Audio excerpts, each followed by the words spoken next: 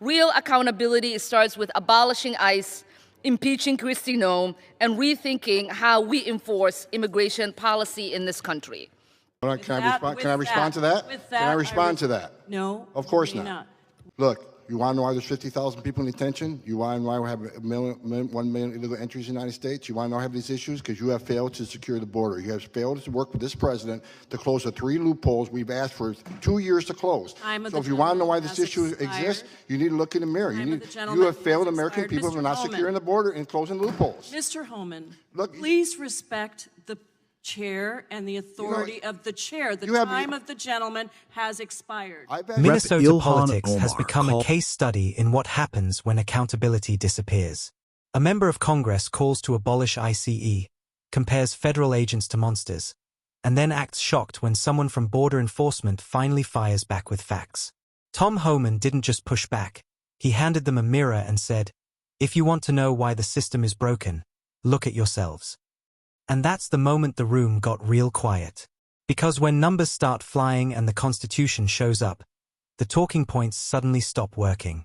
The truth is, immigration enforcement doesn't create the laws, Congress does. And when the system fails, it's usually because Washington refuses to fix the loopholes they already know about.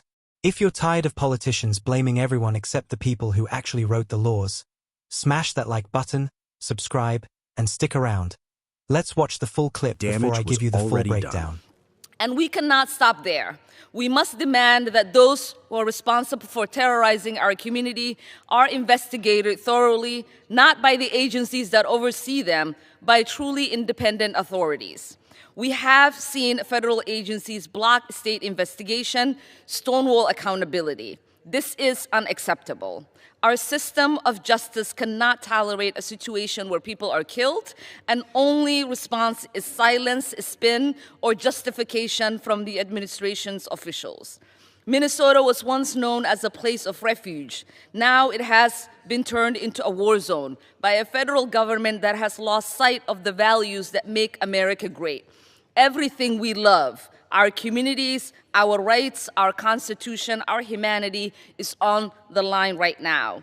We have to fight like our future depends on it, because it does. Can I respond to that? Can I respond to that? No. Of course not. I want to give you some time, but I do want to ask one quick question, and I want to make one quick statement.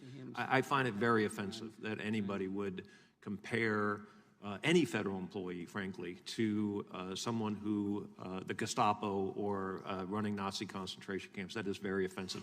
I have 15 seconds and I yield it to you. Thank you for saying that. I wish somebody in Democratic leadership would say that out loud. Look, you want to know why there's 50,000 people in detention? You want to know why we have 1 million illegal entries in the United States? You want to know why we have these issues? Because you have failed to secure the border. You have failed to work with this president to close the 3 loopholes we've asked for 2 years to close. So if you want to know why this issue exists, you need to look in the mirror. You have failed American people for not securing the border and closing loopholes. Mr. Homan, please respect the chair and the authority of the chair. The time of the gentleman has expired. I've asked you politely to let me go beyond my time, and you let other people go beyond their time, but not to Tom Homan. He don't get to go beyond his time. Mr. Homan, we have approved an agreement between the Republicans and the Democrats with the ranking member. We increased the time of one witness, one member of Congress who was interrupted by a protest. That is done with the approval of the ranking member. Please respect the chair's authority. I respect the chair's authority, but the chair... Mr. Homan! You work for me. I'm a taxpayer. I'm a taxpayer. You work for me. The witness will suspend. All right, now that you've seen the full exchange, let's just say what everyone watching was thinking. Tom Homan absolutely torched that argument. And he did it with something that's apparently very rare in Washington, reality. Representative Ilhan Omar stood there calling for ICE to be abolished like the agency enforcing immigration law is somehow the villain of the story. But here's the inconvenient truth Homan dropped on the table. ICE didn't write the laws. Congress did. And that's where the hypocrisy explodes. Politicians stand in hearings blaming enforcement officers for detention numbers, border surges, and overcrowded facilities.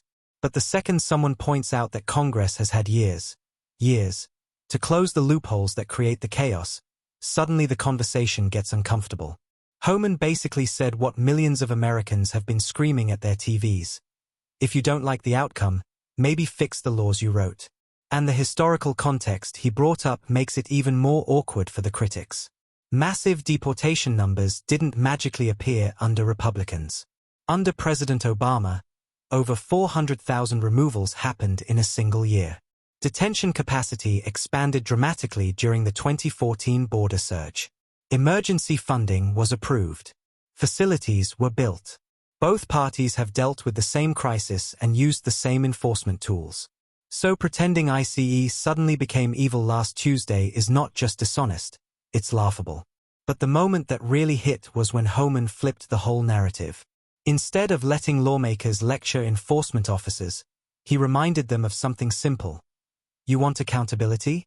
Start with the people who make the policy. Congress can't create a broken immigration system, ignore it for years, and then blame the officers trying to keep the country secure. And you could see the reaction immediately. The chair tried to cut him off.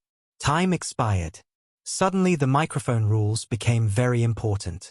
Funny how that works the moment someone starts landing punches with facts. At the end of the day, this wasn't just a disagreement about immigration. It was a reality check.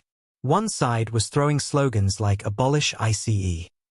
The other side was pointing directly at the root cause, failed policy and lawmakers who refused to fix it.